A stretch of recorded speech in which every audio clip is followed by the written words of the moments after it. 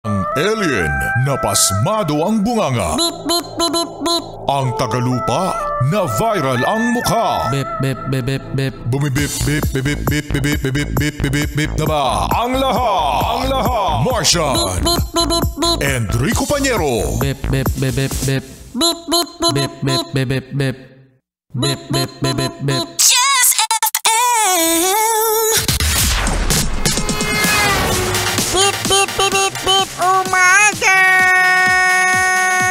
Mga yes, friends! Ito na ang 101.1 Yes FM Balitang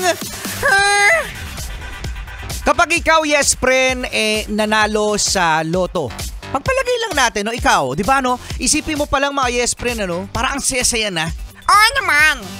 Kung ikaw ay manalo sa loto, okay lang ba sa'yo na pangalanan ka, ilathala yan sa radyo, sa dyaryo, o kaya naman ay sabihin sa radyo, o kaya naman mga yes friend ay mapanood at nandun ang pangalan mo?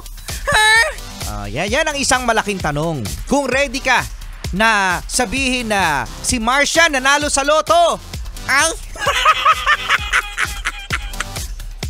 Ayoko sabihin! Ayoko ipaalam na nananalo ako sa loto. di ba mga yes friend, ano? Kami lang naman yun, ano? Kasi ayon kay Senador Raffy Tulfo, mga yes friend, papanukala niya, no, o gusto niya na ipangalandakan, yan, i-inform ang mga yes friend natin kung sino ang mga nanalo sa loto. Yan, dahil di umano ito sa mga anomalya sa PCSO. Yan, matagal na to mga yes friend, yung merong mga nananalo na more than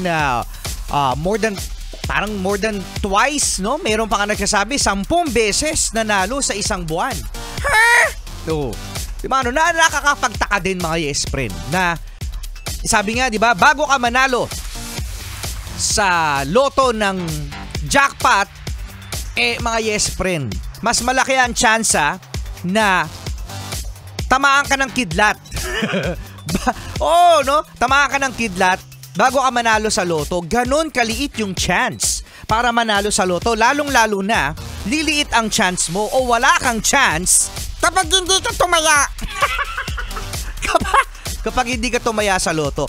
Kasi mga yes friend, papalagay nga natin na nanalo si Marcia ng 60 million pesos sa loto.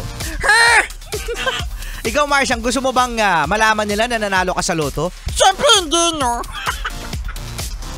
Grabe makahingi ng balato yan, lalong-lalo na si Catholics. Utot nyo. Siyempre magtatago ako, no?